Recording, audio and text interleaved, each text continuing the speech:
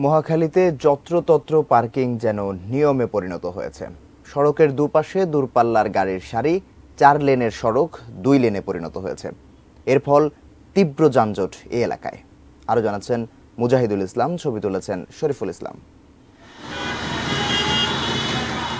রাজধানীর মহাখালীতে যানজট যেন নিত্যসঙ্গী। প্রতিদিন সকাল সন্ধ্যায় আটকে থাকে অনেক গাড়ি। এজন্য দায়ী দূরপাল্লার বাস, বলছেন ভোগান্তিতে পড়া সাধারণ মানুষ।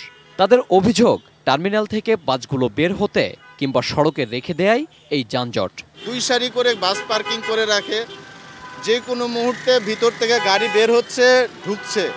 তো এই ধরনের সমস্যার কারণে এই জায়গাটায় যেই পরিমাণ জ্যামের সৃষ্টি হয়, এটা একদম ঢাকা শহরের মানুষই একমাত্র বলতে পারবে যে কত বড় ভোগান্তি তাদের জন্য। মাদারীপুর থেকে আমার মনে হয় যে ঢাকা আসছি 2 ঘন্টা 2.5 ঘন্টার মাধ্যমে চলে আসছি সায়দাবাদ।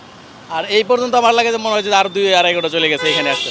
বাস চালকরা জানান, টার্মিনালের জায়গা স্বল্পতায় সড়কে গাড়ি রাখেন তারা। ওর ভিতরে ওই পিছনে কাজ চলতেছে, ব্যাগ কিছু মিলে আপনাদের কিছু কাজের গাড়ি টাড়ি ঢুকে হেদরও জায়গা রাখতে হয়। তাহলে কীভাবে গাড়ি আমরা রাখবো, কোথায় রাখবো? টার্মিনালের ভিতরে জায়গা নাই, আর এই জন্য আমরা টাঙ্গাইলে গাড়িগুলো যে এক সাইড দিয়ে এমনি বইরা যাই আমরা। এখন আমরা যাবো কোথায়? যাওয়ার মতো তো আমাদের জায়গা নাই, টার্মিনালেও জায়গা নাই। দেখা যায় এটা তো আসলেই গাড়ি চলার একটা রাস্তায়। মহাখালী বাস টার্মিনাল মালিক সমিতির সভাপতি আবুল কালাম জানান, মহাখালী থেকে প্রতিদিন প্রায় 1500-র বেশি বাস ছেড়ে যায়। তবে সেখানে পার্কিংয়ের জায়গা মাত্র 400 বাসের।